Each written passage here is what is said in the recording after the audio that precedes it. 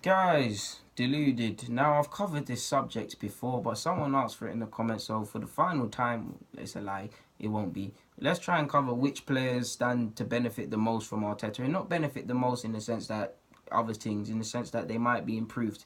Let's start with the wingers, people. Iwobi and Nelson, for two different circumstances at two different stages in their careers. I highlight both of them because Arteta highlights the importance of wide play and being in the right positions offensively and defensively.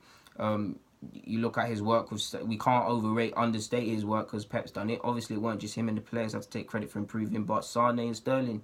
Sane double figures for goals and assists in the Premier League. Sterling 21 or something in the league doing his thing. So if he can get a quarter of that success with Iwobi and some other players that can play out wide at Arsenal, that's what needs to happen. Nelson, a young bull, there's a case for a winger. There's a case for two wingers, so he has that opportunity. We can't rush the man. He's young. He's doing his thing. We can't expect him to be the player we want him to be and expect him to be tomorrow. He's going to have bad games. He's going to have terrific games. He's a sick player, but that's what happens.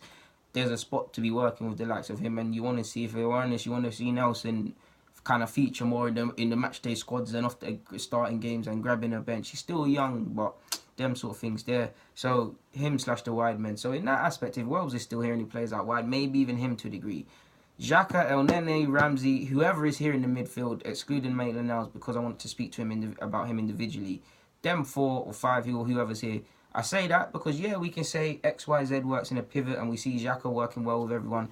But every club should be at a stage where it doesn't matter who is in midfield, you shouldn't see a difference. You don't really see that much of a difference at City. Obviously, when there's better man and things like that, you don't really see that. You don't see that at Munich.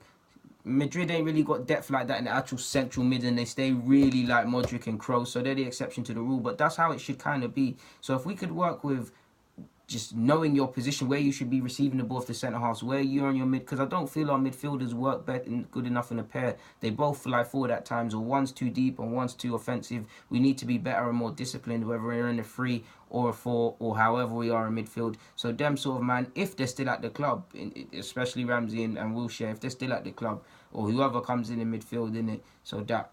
Maitland-Niles, the same thing applies to him. I say him individually because he's still young and he is a central midfielder slash box to box. He could potentially play defensive mid.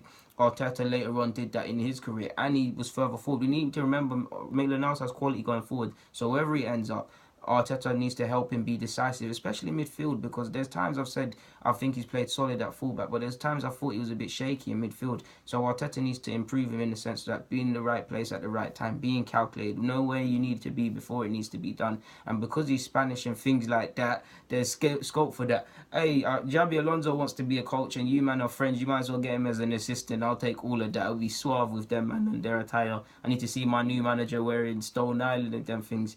You need to holler City and see if they want to give us a Sergio or a Sterling or something. Obviously, I'm being deluded there, people. But, yeah. I'd say the fullbacks as well. Kohler and Bellerin. Kohler more defensively. Bellerin more offensively as well. Obviously, Bellerin needs to pattern up defensively. But there's many times, I personally think Bellerin's regressed offensively. Because there was a time at Arsenal, he was like another winger. Now, he scored a couple goals and he pitches in. But it's like he's unsure of himself. And I like Bellerin a lot. And I want him to be confident in the final third type thing. Kohler's a bit suspect defensively, but I rate him offensively. So if we can pattern that, it's calm. Mustafi, there's reports that he'll be moved on and all of these things, but if he's here, you kind of need, the reality is if he was to stay, you kind of got to work something out of him. So if there's some scope for, I don't know, man, you must have seen what Pep did with the centre-halves, what he did with Otamendi or something, and try getting playing, man. I don't know, people.